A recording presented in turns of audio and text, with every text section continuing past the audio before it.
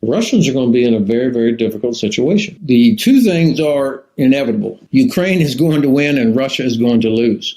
Ukraine has achieved irreversible momentum. There's nothing that the Russians can do at this point. They don't have the resources or the capability, and their problems are so deep-seated that they cannot reverse the momentum that Ukraine has achieved. Now, that doesn't mean it's time to start planning victory parades, and it's definitely not time for any of us to take our foot off the gas to help keep pressure on Russian forces. But as I look at the comparison, the test of wills and the test of logistics, the advantage goes to Ukraine in every category. Now, still lots of hard fighting. The Russians clearly don't care how many people die, whether it's their own soldiers or Ukrainian civilians. They're trading bodies for time, trying to stretch this out until the point when they think that we, the West, will lose our will to continue supporting Ukraine. But when we think about the history of warfare, it was always about the test of will and the test of logistics. And I don't see any bright spots on the horizon for Russia. I think this partial mobilization has not solved their problem. It has highlighted their problem. First of all, the way it was rolled out, what you would think something as dramatic and significant as the president of the Russian Federation announcing a partial mobilization to his population, you would think that this thing would be wired tight. I mean, they would have got the messaging straight. They would have been prepared. They would make it work. They had months and months talking about it, thinking about it. Instead, what came out was a speech from President Putin that was totally incoherent. The numbers about what they were going to do were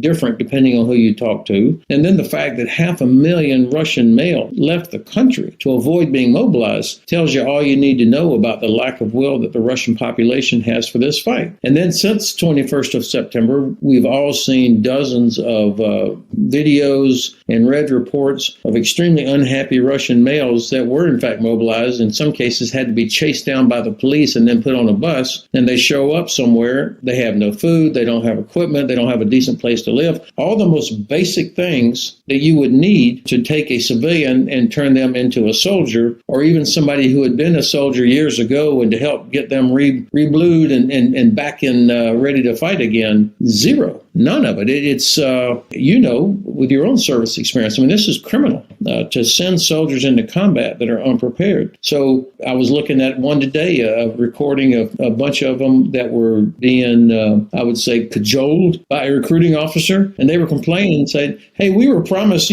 several thousand ruble if we did this, and there's nothing there. And I mean, you're seeing more and more reports of not undisciplined, but people pushing back against their officers. I mean, I think that whole mobilization, partial mobilization, is going to collapse of its own weight. And certainly the soldiers that do finally make it down into the Kherson region or somewhere in southern Crimea, where they're being sent, and this is deliberate by the Kremlin, they're trading bodies for time. These guys are going to die, or they're going to freeze, or they're going to be captured. As you would know, to survive in the cold, it's not just about having a really nice Gore-Tex jacket or down, fleece and all those kind of things. It's about discipline. It's about knowing how to take care of yourself in nasty field conditions. These guys will not know how to do that. And so I think in the end of the day, all this is going to do is result in more dead Russian soldiers, tragically, and a bigger burden on their logistical system. Ukrainians will liberate Crimea by next summer.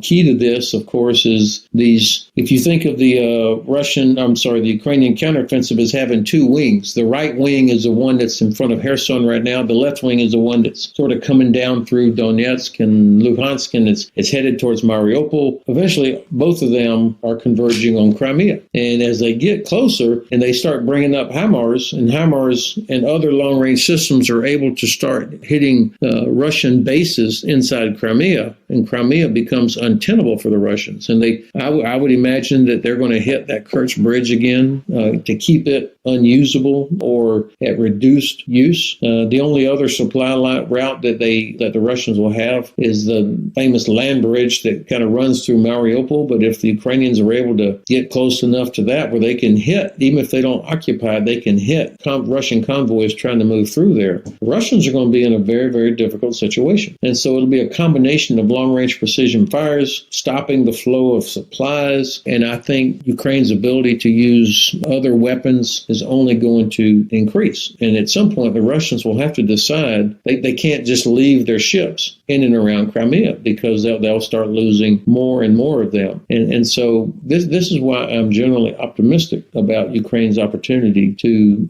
liberate Crimea. I think that I assumed that China or Russia would exploit what the other was doing. So if I didn't know for sure or believe that they would coordinate attacks or things to do them simultaneously, but it did seem plausible that if Russia launched an offensive, that China might take advantage of all of us being focused on that, or certainly that they are learning from it. But I think, that famous hockey game at the Winter Olympics when Putin went to Beijing to watch and he was sitting up there, he and Xi watching the hockey game for a little while. I can only imagine that what they were talking about. But I have to believe that President Xi is not real happy with Russia, because what Russia has done is to wake us all up, to cause us to start cranking up our industrial base. We are more alert on different systems. We're developing capabilities, and the alliance is stronger now, tighter now than I think we've been in a very long time. And so the Chinese can't be real happy with how things have gone. And I think they probably learning a lot. They don't want to see Russia get crushed, but I think that China continue to get cheap gas from Russia and other resources. But I think they're looking at that big giant part of Siberia that the Chinese believe was always theirs anyway. And Russia has a China problem. And I think that the Chinese will probably take advantage of this if they see opportunity. But they have no intention of, in my view, of providing any sort of direct support,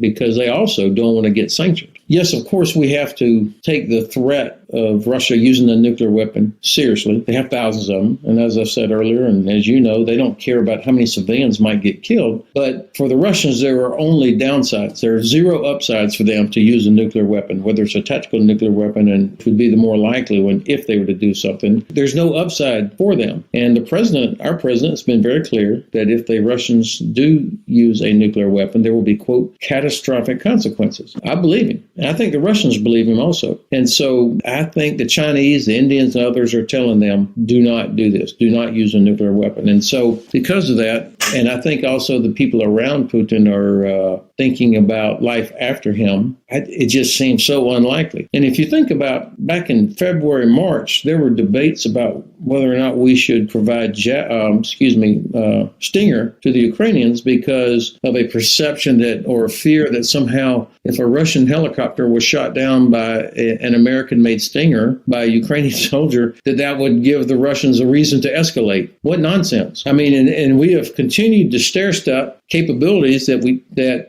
have not resulted in any sort of